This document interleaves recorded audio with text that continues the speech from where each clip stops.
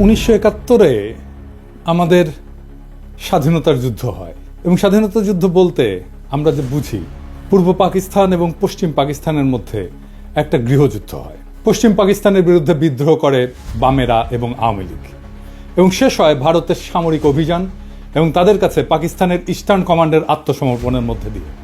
এই বিদ্রোহের নেপথ্যে আওয়ামী লীগ যেই মূল বয়ান তৈরি করছে সেটা হইতেছে পাকিস্তান সরকার পূর্ব বাংলার প্রতি অর্থনৈতিক বৈষম্য করছে এবং শোষণ করছে।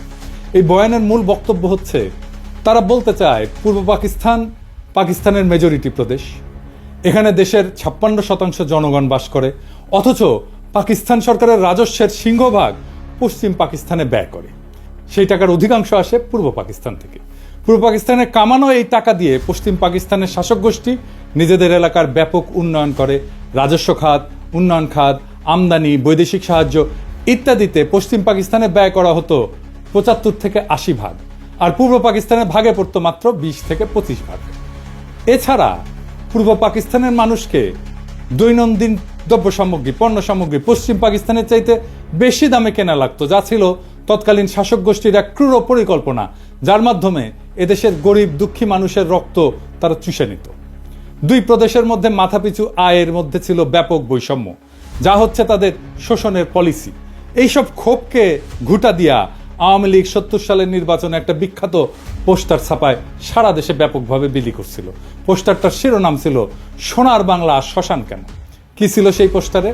সেই পোস্টারে দেখানো হয়েছে যে বৈষম্য। রাজস্ব খাতে বাংলাদেশ 1500 কোটি টাকা ব্যয় হয়, পশ্চিম পাকিস্তানে 5000 কোটি টাকা ব্যয় হয়। উন্নয়ন খাতে ব্যয় হয় বাংলাদেশে 3000 কোটি টাকা, পশ্চিম পাকিস্তানে 6000 কোটি টাকা। বৈদেশিক সাহায্য বাংলাদেশ শতকরা পায় 20 ভাগ, পশ্চিম পাকিস্তান পায় 80 ভাগ। বৈদেশিক দ্রব্য আমদানি বাংলাদেশের শতকরা 25 ভাগ, পশ্চিম পাকিস্তান 75 ভাগ। কেন্দ্রীয় সরকারের চাকরি বাংলাদেশের শতকরা 15 ভাগ আর পশ্চিম পাকিস্তানে 85 ভাগ। সামরিক বিভাগে চাকরি বাংলাদেশে শতকরা 10 ভাগ এবং পশ্চিম পাকিস্তানে 90 ভাগ। চাইলের দাম মন প্রতি বাংলাদেশে 50 টাকা আর পশ্চিম পাকিস্তানে 25 টাকা। আটা মন প্রতি বাংলাদেশে 30 টাকা, পশ্চিম পাকিস্তানে 15 টাকা। সরষের তেল বাংলাদেশে 5 টাকা, পশ্চিম পাকিস্তানে 2.5 টাকা। সোনার প্রতি ভরি বাংলাদেশে 170 টাকা, পশ্চিম পাকিস্তানে 135 টাকা। কি নিদারুণ বৈষম্য, তাই না? আসেন এটা আমরা খুলে দেখবো, এটা আমরা বুঝে দেখব। 70 সালের নির্বাচনের সেই পোস্টারটা পরিকল্পনা করেন জনাব নুরুল ইসলাম এবং আঁকেন শিল্পী হাশেম খান। এই পোস্টারটা সারা দেশে ব্যাপক সাড়া ফেলে এবং এই পোস্টারটাই আওয়ামী লীগের স্বায়ত্তশাসনের বয়ানের ন্যায্যতার মূল ভিত্তি। আওয়ামী লীগ পাকিস্তানের বিরুদ্ধে তার বিদ্রোহকে জাস্টিফাই করার জন্য যত আর্গুমেন্ট হাজির করছে তার সবকিছুর মূলে হচ্ছে পাকিস্তানিদের অর্থনৈতিক শোষণ। এখনো এরা তাই বলে। প্রাইমারি স্কুলের পাঠ্যপুস্তকের মধ্যেও এই পোস্টারটাকে ঢুকানো হয়েছিল এবং প্রায় সকলের মনেই ছোটবেলা থেকেই এইরকম একটা বদ্ধমূল ধারণা যে পাকিস্তান 23 বছরে অর্থনৈতিক প্রবঞ্চনা বাঙালিদেরকে বাধ্য করছে মুজিবের 6 দফা আন্দোলনকে সমর্থন করতে। সেই 6 দফা ছিল বাঙালি জাতির মুক্তির সনদ। 6 দফার ভিতরে 3টা দফাই ছিল পাকিস্তান থেকে পূর্ব বাংলাকে অর্থনৈতিকভাবে বিচ্ছিন্ন করার দফা। 70-এর নির্বাচনে নিরঙ্কুশ সংখ্যাগরিষ্ঠতা অর্জন করে আওয়ামী লীগ এবং তার ফলশ্রুতি সবার জানা।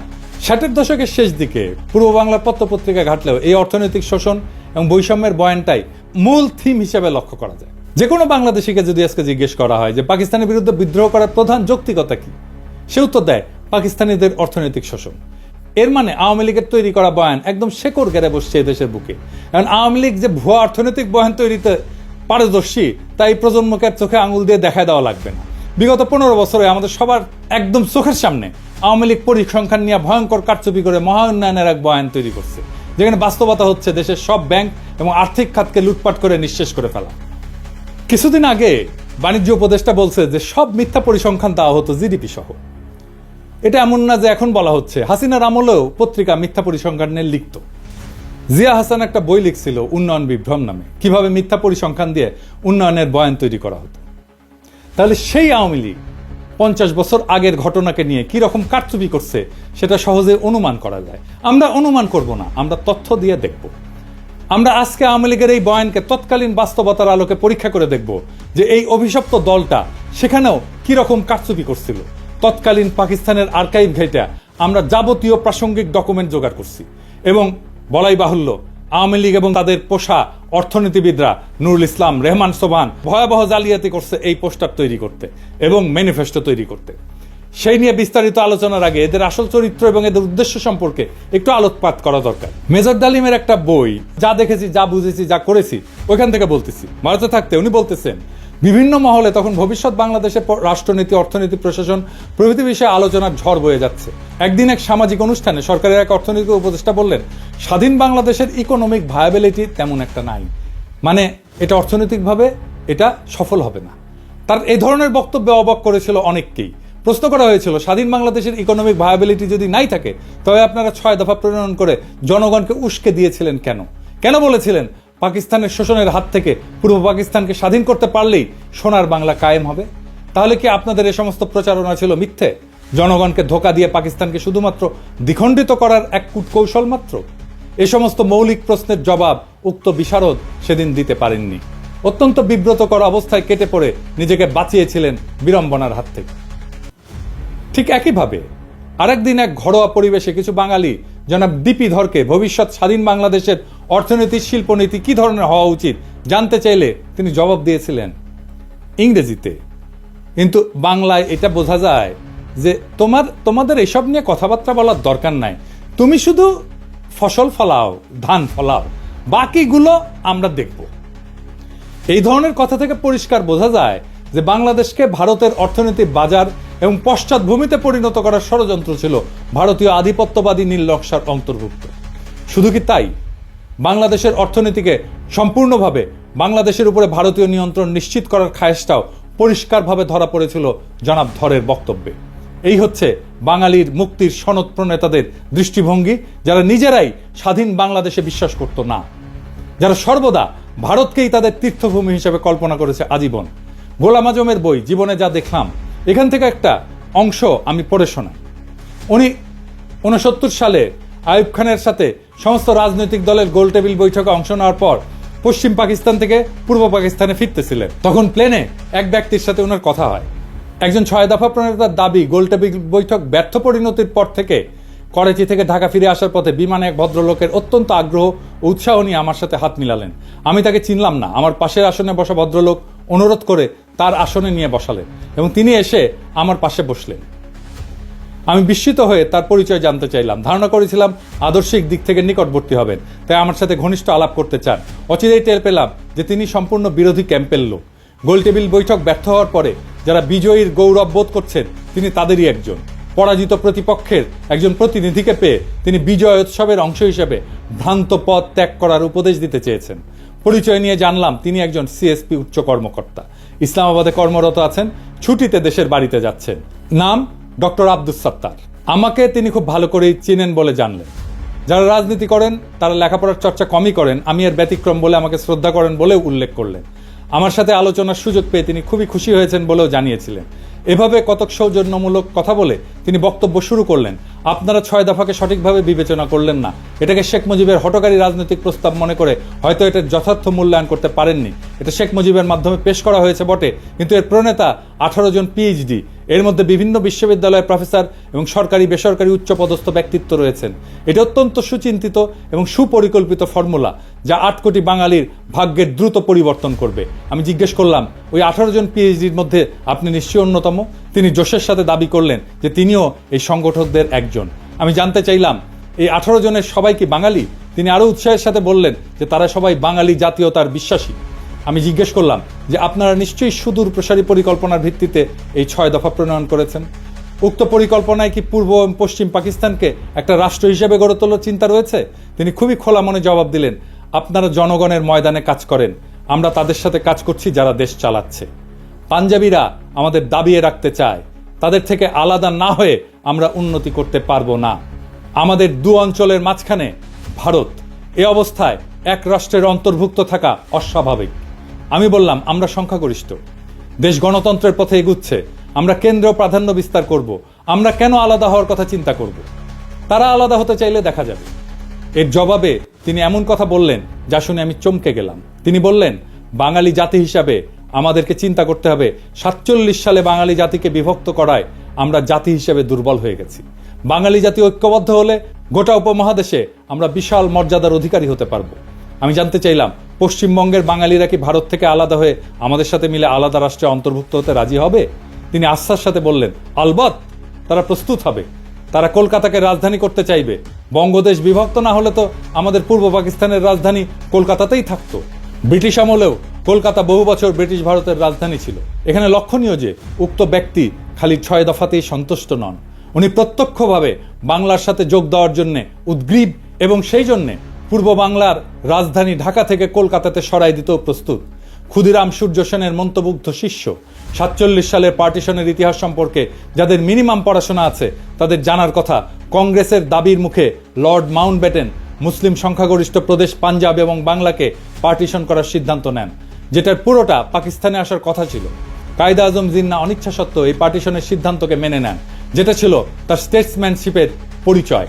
জিন্নাহ এটা নিয়ে আফসোস করে পোকায় কাটা পাকিস্তান বলেছিলেন। মাউন্টব্যাটেন প্ল্যানের আগ পর্যন্ত কংগ্রেস, মুসলিম লীগ এবং ইংরেজ সরকারের মধ্যে যত আলোচনা হয়েছে তার মুখ্য টপিক ছিল নতুন সংবিধানে ব্রিটিশ ভারতের 11টি প্রদেশের মধ্যে কী রকম সম্পর্ক থাকবে স্বাধীনতার পর। 1946 সালের ক্যাবিনেট মিশনে পুরো ভারতকে অখণ্ড রেখে মুসলিম প্রধান প্রদেশগুলোকে ম্যাক্সিমাম অটোনমি দেওয়ার একটা প্রস্তাব সংবিধানে করা হয়, যেটাতে মুসলিম লীগ এবং কায়েদে আজম সম্মতি প্রদান করেন। কংগ্রেস এবং নেহরু সেই প্রস্তাব মানতে রাজি না থাকায় কায়েদে আজম এরপর পূর্ণ স্বাধীনতার দাবি করেন। মাউন্টব্যাটেন প্রস্তাবের আগ পর্যন্ত প্রদেশগুলোকে অখণ্ড রেখে কোন প্রদেশ ভারতে থাকবে আর কোনটা পাকিস্তানে যাবে সেটা নিয়ে নেগোসিয়েশন চালান। মুসলিম লীগ 11টি প্রদেশের মধ্যে 4টি মুসলিম প্রধান প্রদেশ বাংলা, পাঞ্জাব, সিন্ধু, উত্তর পশ্চিম সীমান্ত প্রদেশ দাবি করে। মাউন্টব্যাটেন নেহরু দিয়ে ইনফ্লুয়েন্স হন। এই নেহরুর সাথে মাউন্টব্যাটেনের স্ত্রীর একটা অ্যাফেয়ার ছিল, দরকার পড়লে এটা রেফারেন্স দেওয়া যাবে। তো এই ইনফ্লুয়েন্সড হয়ে বাংলা এবং পাঞ্জাবের পুরো প্রদেশ না দিয়ে সেটাকেও পার্টিশন করার সিদ্ধান্ত নেন।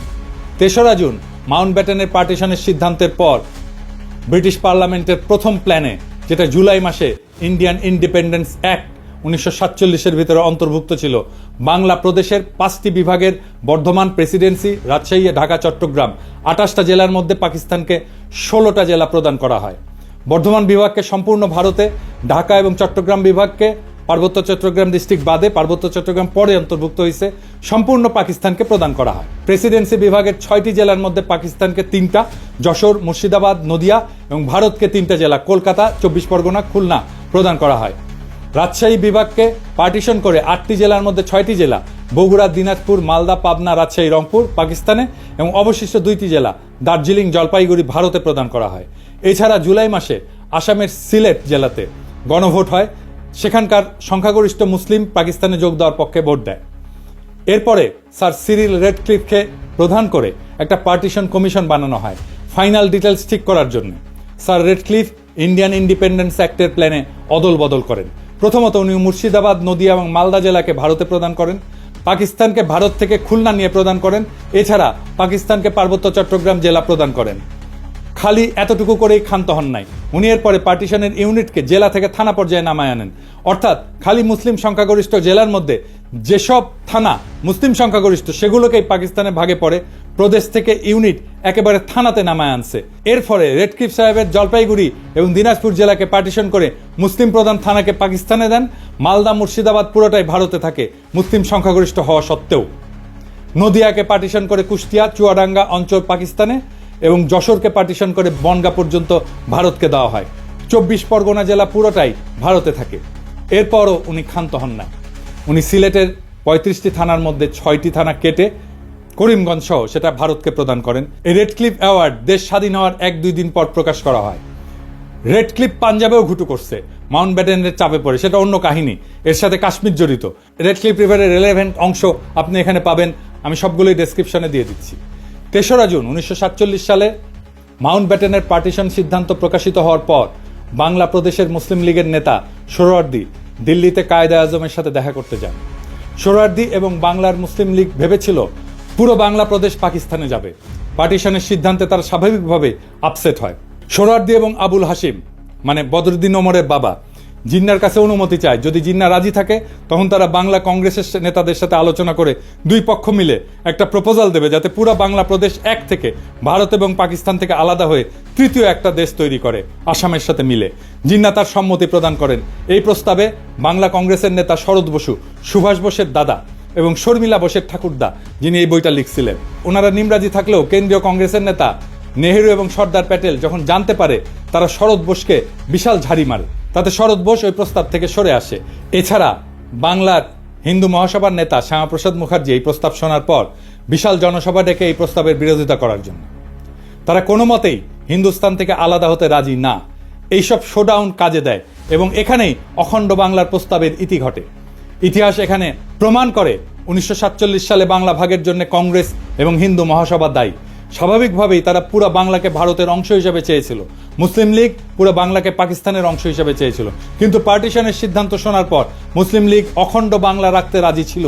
যদি বাংলা আসাম মিলে তৃতীয় আর একটা দেশ হয়, কংগ্রেস এবং মহাসভা সেটার চাইতে খণ্ডিত বাংলাকেই ভারতের অংশ হিসেবে প্রেফার করে। তৎকালীন বাংলার মুখ্যমন্ত্রী সোহরাওয়ার্দী শেষে একটা প্রস্তাব দেয় যে অন্তত রাজধানী কলকাতা 6 মাস পর পাক ভারতের যৌথ কন্ট্রোলে থাকুক, যাতে প্রশাসনিক ব্যবস্থা অর্গানাইজভাবে ট্রান্সফার করা যায়। সর্দার প্যাটেলের উত্তরে বলেন, নট ইভেন ফর 6 days। কাজেই পশ্চিম বাংলার হিন্দুরা হিন্দুস্তানের থেকে আলাদা হয়ে পূর্ব বাংলার মুসলিমদের সাথে ইউনিয়ন করে থাকবে, আর ভারতও এটা মেনে নিয়ে বিনা যুদ্ধে এত বড় মেদিনী ছেড়ে দেবে। মানে দুর্যোধন বলছিল মহাভারতের, বিনা যুদ্ধে নাহি দেব সূচক্র মেদিনী, একটা সূচের আগায় যতটুকু ভূমি থাকে ওইটাও যুদ্ধ ছাড়া দেব না, ওটাই ভারতের পলিসি। তাই এটা একটা আকাশ কুসুম কল্পনা। আওয়ামী লীগের নেতাদের এসব ইতিহাস খুব ভালো করে জানার কথা, কারণ তারা মুসলিম লীগের কর্মী ছিল 47 সালে। এরপর এইসব 6 দফা প্রণেতারা মানুষকে মূলা দেখাইছে যে তারা পশ্চিম বাংলার সাথে ইউনিয়ন করবে। এইটা ছিল আওয়ামী লীগের একটা ভয়ঙ্কর প্রতারণা। 1971 সালের 7 দফা চুক্তির ইতিহাস নতুন প্রজন্ম ইতিমধ্যে জেনে ফেলছে। সর্বশেষে এই পোস্টারের প্রণেতা অর্থনীতিবিদ নুরুল ইসলাম যে কত স্থূল একজন ব্যক্তি ছিল তার একটা সামান্য উদাহরণ দেই। 2016 সালে বাংলাদেশ প্রতিদিন পত্রিকায় পোস্টারটার শিল্পী হাশেম খান একটা প্রবন্ধ লেখেন। সেখানে উনি পোস্টার তৈরির ইতিহাস বর্ণনা করেন। সেই প্রবন্ধের একটা অংশ হচ্ছে, কিছুক্ষণের মধ্যে নুরুল ইসলাম ফিরে এসে বললেন, কিছু একটা দাঁড় করাতে পারলেন? আজকে আর বিদ্যুৎ আসবে না। পাকি সরকার পূর্ব পাকিস্তানের অন্ধকারে রাইখা পাকিস্তানের আলোতে ভাসাইয়া দিচ্ছে। সারা রাত শহর বন্দর অলিগলি এমনকি গ্রাম পর্যন্ত বিদ্যুতের বাতি আলো দিতেছে। সামনের ইলেকশনে পশ্চিমাদের গদি থেকে নামাইয়া আওয়ামী লীগরে বসাইতে হবে। নুরুল ইসলাম দাবি করতেছেন পূর্ব পাকিস্তানের লোডশেডিং এর জন্য পশ্চিম পাকিস্তান দায়ী। তারা এখন এখানে বিদ্যুৎ বন্ধ করে নিজেদের এলাকায় বিদ্যুৎ সরবরাহ করতেছিল। কি অদ্ভুত দাবি আর মনস্তত্ত্ব। পূর্ব আর পশ্চিম পাকিস্তানের মধ্যে 1000 মাইল দূরত্ব, মাঝখানে শত্রু দেশ ভারত আর সমুদ্র, দুই অংশে বিদ্যুতের 2টা গ্রিড। এক গ্রিড থেকে আরেক গ্রিডে পাওয়ার ট্রান্সফার করা অসম্ভব একটা ঘটনা। এক গ্রিডে সারপ্লাস বিদ্যুৎ থাকলেও আর এক গ্রিডের সাথে ট্রান্সফার করার কোনো উপায় নাই। কাজে পূর্ব পাকিস্তানের বিদ্যুৎ বন্ধ কইরা পশ্চিম পাকিস্তানকে আলোর বন্যায় ভাসিয়ে দেওয়ার মতো নিতান্ত শিশুসুলভ দাবি খুবই হাস্যকর। সে নাকি বাংলাদেশের প্রধান অর্থনীতিবিদ ছিল, সে বাংলাদেশের পরিকল্পনা কমিশনের প্রধান ছিল স্বাধীনতার পরে। এই মক্কেল আবার নাকি হার্ভার্ডের গ্র্যাজুয়েট। হ্যাঁ, আরেকজন মুখ্য চরিত্র যে 6 দফার খসড়া করার ব্যাপারে অন্যতম মুখ্য ভূমিকা রাখছিল, তার নাম রুহুল কুদ্দুস, একজন সিএসপি আমলা। বাংলাদেশ স্বাধীন হওয়ার পর প্রথম ক্যাবিনেট সেক্রেটারি হয়। রুহুল কুদ্দুসের ব্যাপারে শুধু 2টা তথ্য যথেষ্ট তার চরিত্র এবং এজেন্ডা বোঝার জন্য। প্রথমটা হচ্ছে এই 50-এর দশকে একটা দুর্নীতির মামলার বিবরণ। সেখানে আমূল আসামি শেখ মুজিবুর রহমান পূর্ব পাকিস্তানের প্রাদেশিক মন্ত্রী থাকার সময় দুর্নীতির কারণে জেলে সাজাপ্রাপ্ত হন। সেই দুর্নীতি মামলায় মুজিবের সহযোগী ছিল এই রুহুল কুদ্দুস। তার পুরস্কার দিছে, যেহেতু মামলা ফাঁসিছে তার পুরস্কার দিছে সেক্রেটারি বানায়। আর একটা মামলা হচ্ছে আগরতলা ষড়যন্ত্র মামলা, যেখানে আসামিরা ভারতের প্রত্যক্ষ সাহায্যে পূর্ব পাকিস্তানে বিদ্রোহ সংগঠিত করে বিচ্ছিন্ন হওয়ার পরিকল্পনা করে। সেই মামলার অন্যতম প্রধান আসামি ছিল এই রুহুল কুদ্দুস। আগরতলা মামলার বয়ানে প্রথমে মিথ্যা মামলা বলে প্রচার করা হয়েছিল আমাদের ছোটবেলায় পাঠ্যপুস্তকে। এই মামলাকে মিথ্যা মামলা হিসেবে দেখানো হয়েছিল, কিন্তু 2011 সালে মামলার অন্যতম আসামি কর্নেল শওকত আলী আওয়ামী লীগের ডেপুটি স্পিকার ছিল, গর্বের সাথে একটা বই লেখে, সত্য মামলা আগরতলা। দেশের অনেক মানুষের কাছে পাকিস্তান থেকে বিচ্ছিন্ন হয়ে আলাদা রাষ্ট্র গঠনের যৌক্তিকতা হচ্ছে 25 এবং 26 মার্চের তারিখে পাকিস্তান আর্মির অপারেশন সার্চলাইট। তাহলে 60-এর দশকে যারা ভারতের সাহায্যে এই সমস্ত বিদ্রোহ পরিকল্পনা করছিল তাদের জাস্টিফিকেশন কি ছিল? পাকিস্তান তো 1971 সালের আগে কোনো গণহত্যা চালায়নি। যদি বলে অর্থনৈতিক বৈষম্য, সেই বেলুন আমরা একটু পরে ফুটা করে দেখা দিচ্ছি। 1965 সালে পাকিস্তান ভারতের সাথে একটা ফুল স্কেল যুদ্ধ হয়। ঠিক তার পরপর কোন ধরনের চরিত্রের মানুষ সেই ভারতের থেকে অস্ত্র এবং টাকার সাহায্য নিয়ে পাকিস্তানের বিরুদ্ধে বিদ্রোহ করার পরিকল্পনা করে? এই ধরনের মানুষেরা পাকিস্তানের তথাকথিত শোষণের বয়ান তৈরি করে জনগণের মধ্যে ফেরি করছে। এখানে প্রফেসর সৈয়দ সাজ্জাদ হোসেনের কিছু অবজারভেশন খুবই গুরুত্বপূর্ণ। ওনার 71-এর স্মৃতি বলে একটা বই আছে। তিনি একাধারে একজন প্রখ্যাত শিক্ষাবিদ, সাহিত্য পণ্ডিত এবং লেখক। বাঙালি মুসলমানের মধ্যে তিনি প্রথম ব্যক্তি যিনি ইংরেজি সাহিত্যে পিএইচডি ডিগ্রি অর্জন করছিলেন। রাজশাহী বিশ্ববিদ্যালয়ের ভিসি ছিলেন। আসল কথা, যারা এই সমস্ত কথা বলে এবং এই জিনিস শুরু হয়েছে 60-এর দশক থেকেই, তারা একটা রাজনৈতিক উদ্দেশ্য হাসিলের মতলবে এই সমস্ত থিওরি আওড়ায়। 1947 সালে বিভক্তি এরা মানতে রাজি নয় এবং এই অঞ্চল স্বাধীন থাকুক এটা তারা চায় না। পাকিস্তান আমলে এরা অনবরত প্রচার করেছে যে আমরা পাঞ্জাবিদের অধীন এবং পাকিস্তান থেকে বেরিয়ে এলে সত্যিকার অর্থে স্বাধীন হতে পারবো। আবার এখন বলছে 1971 সালে যে স্বাধীনতা অর্জিত হয় তার কোনো মূল্য নাই, ওপার বাংলার সাথে মিলে গেলেই নাকি আমরা সত্যি মুক্ত হবে। 1971 সালে ভারতের সাথে মিলিত হওয়ার কথা প্রকাশ্যভাবে বলা হতো না, কারণ ও কথা বললে এদেশের জনসমাজ সাড়া দিত না। তাই তখন বলা হচ্ছিল ভারত আমাদের প্রকৃত বন্ধু, ভারতের সৈন্য এসে আমাদের রক্ষা করবে। ভারতে বাঙালি, পাঞ্জাবি, মারাঠি, তামিল, শিখ, পার্সি বিভিন্ন জাতি এবং ভাষাভাষী লোকেরা এক রাষ্ট্র গঠন করে বসবাস করতে পারে, তার মধ্যে কোনো অসঙ্গতি লক্ষ্য হয়নি। কিন্তু পাকিস্তানে পাঞ্জাবি, পাঠান, সিন্ধি এবং বাঙালি এক রাষ্ট্র গঠন করে এমন একটা কর্ম করেছিল যা শুধু হাস্যকরই না, রীতিমতো অ্যাবসার্ড এবং অযৌক্তিক। এই যুক্তিটি চিরকালই আমার কাছে অদ্ভুত থেকেছে। ভারতের প্রধান ধর্ম হচ্ছে হিন্দুত্ব। উত্তর ভারতের ব্রাহ্মণ এবং রাজপুতের সঙ্গে পশ্চিম ভারতের মারাঠা এবং দক্ষিণ ভারতের দ্রাবিড় সম্প্রদায়গুলির মধ্যে ধর্মীয় বন্ধন ছাড়া আর কোনো বন্ধন নাই। এই ধর্ম ইসলামের মতো ধর্ম নয়। উত্তর ভারতের ধর্মীয় আচরণের সঙ্গে দক্ষিণ ভারতের ধর্মীয় আচরণের প্রভেদ অনেক। মুসলমান বলতে আমরা যেমন বুঝতে পারি যে ব্যক্তি এক আল্লাহ এবং রসুলে বিশ্বাস করে, সেরকম কোনো সর্বগ্রাহ্য বিশ্বাস হিন্দুদের মধ্যে নেই। তবু অহর্নিশ আমাদের বলা হয়েছে যে কায়েদে আজম মোহাম্মদ আলী জিন্নাহ আমাদের ইচ্ছার বিরুদ্ধেই নাকি পূর্বাঞ্চলকে পাকিস্তানের সাথে যুক্ত করেছিলেন। এই যে লাখ লাখ লোক যারা আমরা পাকিস্তান আন্দোলনে শরিক হয়েছিলাম, আইনসভার সদস্য যারা 47 সালে ভোট দিয়ে পাকিস্তানে যোগ দিয়েছিলাম, এরা যেন রাতারাতি হয়ে গেলেন দেশদ্রোহী এবং সমাজদ্রোহী। বর্তমানেও বাঙ্গু সুশীল, প্রগতিশীল, প্রথম আলো, মতি, ডেইলি স্টারের মাহফুজ এবং তাদের কলামিস্ট বর্গ যেমন আলী ইমাম মজুমদার ভারতের কোনো কোনো প্রদেশের বিচ্ছিন্নতার কথাও শুনলে তেলে বেগুনে জ্বলে ওঠে। তারাই আবার পাকিস্তানের প্রদেশগুলোর ইউনিয়নের মধ্যে কন্ট্রাডিকশন খুঁজে পায়। আবার আসা যাক অর্থনৈতিক বৈষম্য এবং আওয়ামী লীগের তৈরি বয়ান নিয়ে। এই প্রসঙ্গে ডক্টর সাজ্জাদ হোসেন লিখছেন যে যখন আওয়ামী লীগ এরকম প্রচারণা চালাচ্ছিল যে পশ্চিম পাকিস্তানের পূর্ব পাকিস্তানে বৈষম্য করা হয়, এই যে সোনার বাংলা শ্মশান কেন এরকম একটা পোস্টার ছাপে, তাহলে পাকিস্তানের তরফ থেকে কেন এইটার প্রতিবাদ জানানো হয়নি বা প্রশ্নটা পরিষ্কার করা হয়নি? এর উত্তর দিছিল পশ্চিম পাকিস্তানের একজন আমলা যে এটা আমরা তৈরি করছিলাম, কিন্তু এইটা আমরা প্রকাশ করতে গেলে একজন বাঙালি অফিসার বলছিল এটা দিলে পূর্ব পাকিস্তানের লোকেরা আরো বিলা হয়ে যাবে, সেই জন্যে তাই নাকি এটা করতে দেওয়া হয়নি, বাধা দিছিল। ওনার বইয়ে এই অংশে এটা লেখা আছে। আওয়ামী বয়ানের এই যে শুভঙ্করের ফাঁকি, এটা ধরার জন্য আমরা ব্যাখ্যা করব সরকারি ফাইন্যান্স কিভাবে কাজ করে এবং সরকারি ফাইন্যান্সের সাথে দেশের জিডিপির সম্পর্ক এটা কি। একটা দেশের জিডিপি হচ্ছে সেই দেশের মধ্যে অবস্থিত সমস্ত পণ্য, বস্তু, সার্ভিস বা সেবা, এটার যোগফল। যে দেশের যত উন্নত সে দেশের জনগণ তত বস্তু এবং সেবা উৎপাদন করে এবং ভোগ করে। সরকারের মধ্যে থেকে একটা ভাগ কর হিসাবে আদায় করে, নিজের এজেন্ডা অনুযায়ী সেটা খরচ করে। আর একটা রাস্তা হচ্ছে সরকারের আছে, সেটা হচ্ছে আভ্যন্তরীণ এবং আন্তর্জাতিক সেক্টর থেকে লোন নেওয়া। এই লোনের ইনস্টলমেন্ট পরে সরকারকে করের টাকা থেকে শোধ করতে হয়। ফাইনাল একটা রাস্তা আছে সরকারের কাছে, সেটা হচ্ছে আভ্যন্তরীণ যে কোনো বিল পরিশোধের জন্য টাকা ছাপানো। কিন্তু এর ফলে মুদ্রার মান ইনফ্লেশন হয়, আমরা জানি মুদ্রাস্ফীতি হয়। ইনফ্লেশন এক ধরনের ট্যাক্স কিন্তু, যার মাধ্যমে সরকার দেশের জিডিপির একটা অংশ নিজের পকেটস্থ করে। এই করের জন্য পার্লামেন্ট অথবা আইনসভার কোনো বিল পাস করানো লাগে না। সরকারের বাজেটে দুই ধরনের বাজেট থাকে, একটা বাজেট রাজস্ব খাত আর একটা বাজেট উন্নয়ন খাত। করের টাকা দিয়ে সরকার প্রশাসন, প্রতিরক্ষা, বিদ্যমান স্থাপনার ভরণ পোষণ, আগের ঋণের সুদ পরিশোধ এবং অন্যান্য খরচ চালায়। এটা রাজস্ব খাত বা অপারেটিং এক্সপেন্ডিচার। এরপরে কিছু সারপ্লাস থাকলে সেটা প্লাস সরকার দেশি বিদেশি সেক্টর থেকে ঋণ নিয়ে বিভিন্ন মন্ত্রণালয়ের অধীনে উন্নয়নমূলক প্রজেক্ট গ্রহণ করে। এই উন্নয়নমূলক প্রজেক্টগুলোকে এডিপি বা অ্যানুয়াল ডেভেলপমেন্ট প্রোগ্রাম বলে। অধিকাংশ প্রজেক্টে যে ব্রিজ টিজ, রাস্তা টাস্তা, এগুলো সব এডিপির অন্তর্ভুক্ত। তবে এডিপির বাইরে অল্প কিছু প্রজেক্ট থাকে। বাজেটে এডিপির বাৎসরিক বরাদ্দ দেওয়া থাকলেও সেই বরাদ্দ সবসময় সম্পূর্ণ খরচ হয় না বিভিন্ন কারণে।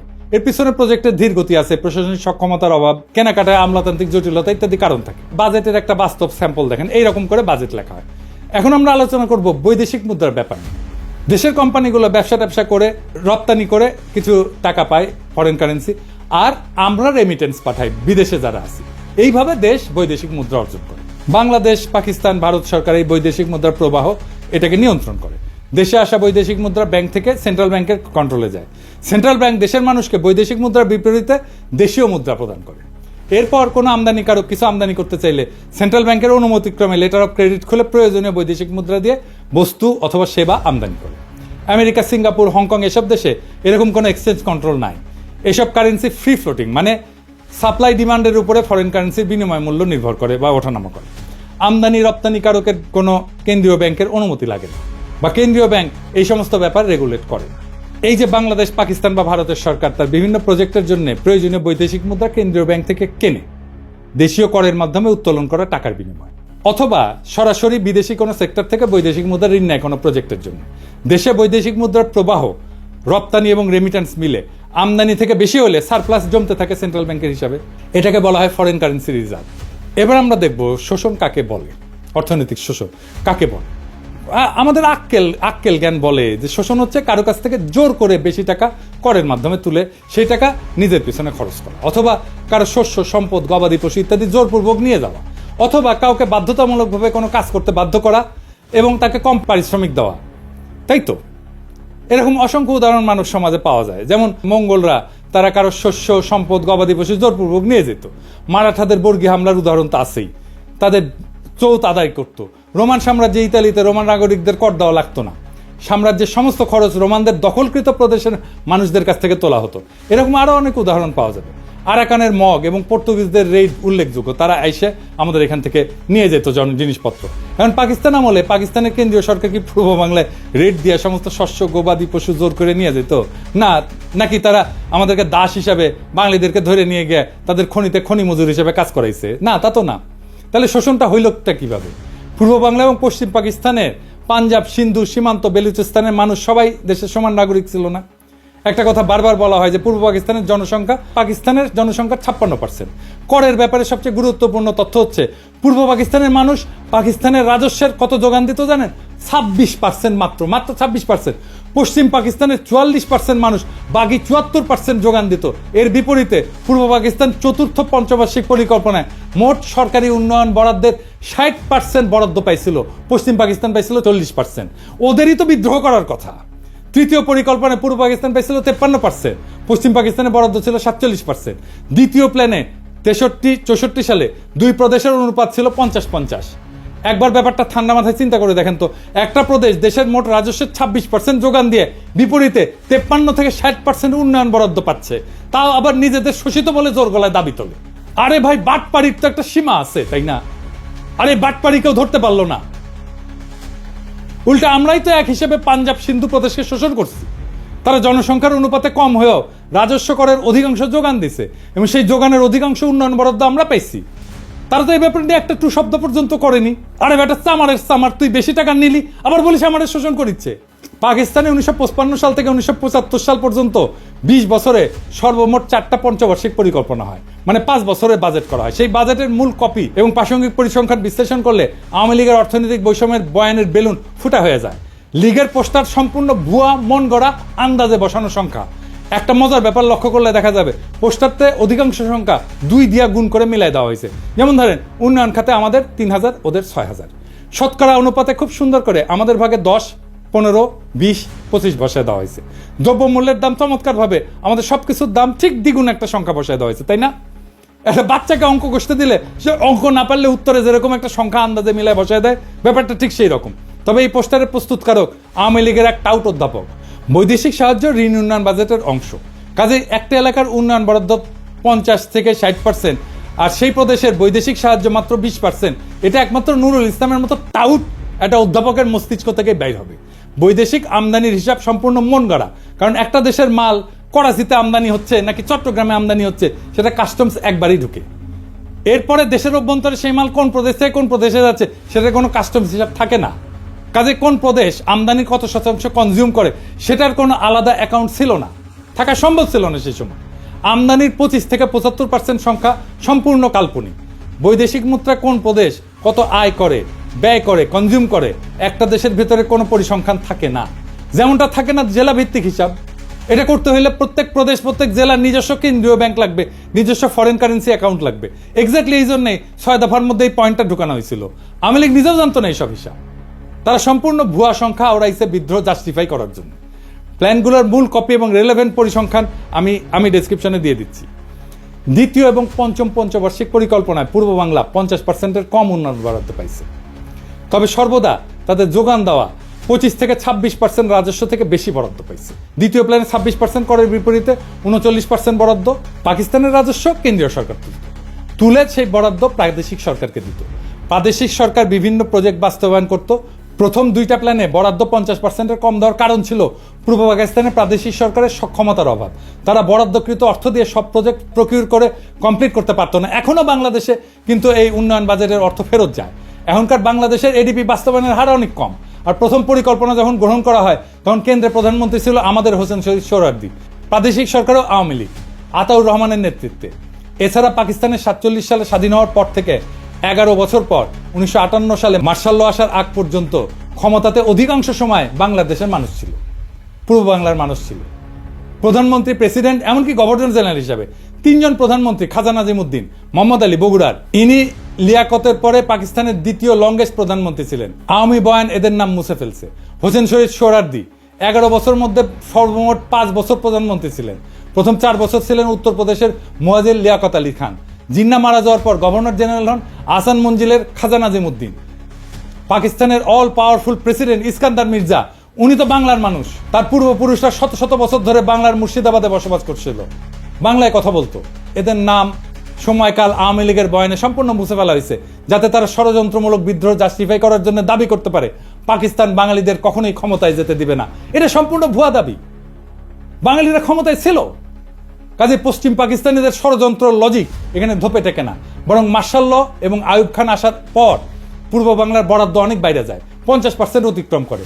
এটা ছাড়া পূর্ব পাকিস্তানের প্রাদেশিক সরকার প্রাইভেট ইনভেস্টমেন্ট এবং ব্যবসা বাণিজ্যকে সর্বদা নিরুৎসাহিত করছে। তারা ভ্রান্ত সমাজতান্ত্রিক মতাদর্শের কারণে অসংখ্য আমলাতান্ত্রিক লাল ফিতা তৈরি করে রাখছিল। এখানে কেন্দ্রীয় সরকারের কোনো হাত ছিল না। এই জন্যই দুই প্রদেশে পূর্ব এবং পশ্চিম পাকিস্তানের প্রাইভেট ইনভেস্টমেন্টের মধ্যে বিশাল পার্থক্য, যার জন্য সম্পূর্ণরূপে দায়ী হচ্ছে প্রাদেশিক সরকারের পলিসি, যারা সবসময় বাঙালি ছিল। মোদ্দা কথা, যেই বয়ানে বলা হয় পূর্ব পাকিস্তানের করের টাকায় পশ্চিম পাকিস্তানে বিলাসিতা করত, সম্পূর্ণ ভুয়া, ভ্রান্ত এবং উদ্দেশ্যমূলক একটা প্রচার। পূর্ব পাকিস্তানে বিশাল ডেফিসিট পূরণ করা হতো পশ্চিম পাকিস্তানের কর দিয়া। আর একটা পয়েন্ট যেটা 6 দফাতে অন্তর্ভুক্ত ছিল, এক প্রদেশ থেকে আরেক প্রদেশে মূলধন পাচার বন্ধ করতে হবে, কারণ নাকি বাংলার মূলধনে লাহোর আর করাচি গড়ে উঠছে। বাস্তব ঘটনা সম্পূর্ণ 180 ডিগ্রি উল্টা। পূর্ব বাংলার ডেফিসিট রাজ্য ছিল, এরা 26% কর দিয়ে 55% বরাদ্দ পেত, সর্বনিম্ন বরাদ্দ পেয়েছে 39%। বাস্তবে সিন্ধু পাঞ্জাবের মূলধনে পূর্ব বাংলার উন্নয়নে ব্যয় করা হয়েছে, কিন্তু তারা একবারও এটা নিয়ে আপত্তি তোলে নাই যে কেন তাদের করের টাকা দিয়ে পূর্ব বাংলাকে পালন করা হচ্ছে। আমরাই চোরের মায়ের বড় গলার মতো চিল্লাইছি। এই চার্টের দ্বিতীয় এবং তৃতীয় প্ল্যানে সরকারি খরচের হিসাব ইমপ্লিমেন্টেড, অ্যালোকেটেড না। তৃতীয় প্ল্যানে পূর্ব পাকিস্তানে অ্যালোকেটেড ছিল 16,000 মিলিয়ন রুপি, পশ্চিমে ছিল 14,000 মিলিয়ন রুপি। ইয়াহিয়া খান চতুর্থ প্ল্যানে পূর্ব পাকিস্তানের এত হাউকাউ দেখে পূর্ব পাকিস্তানের বরাদ্দ এক ধাক্কায় দ্বিগুণ করে মোট সরকারি বরাদ্দের 60% করে দেন।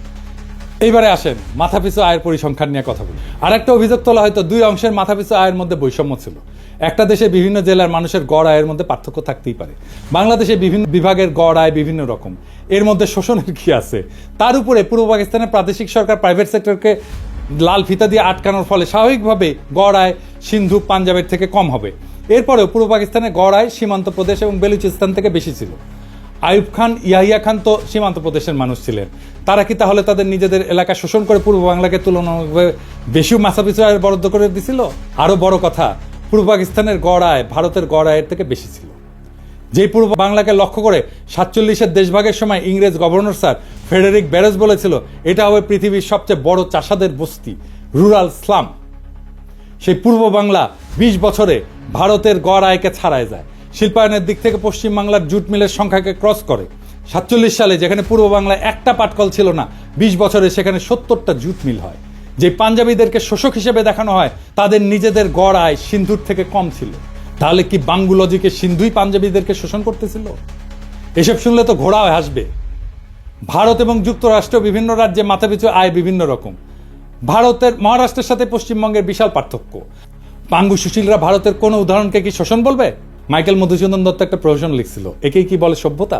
বেঁচে থেকে এই সমস্ত ঘটনার ডিটেলস জানলে লিখতেন, একেই কি বলে শোষণ? ভারতের গড় আয় নানা প্রদেশে নানা রকম। একই কথা বলা হয় বিভিন্ন প্রদেশের মধ্যে বিভিন্ন গ্রোথ রেটের পার্থক্য।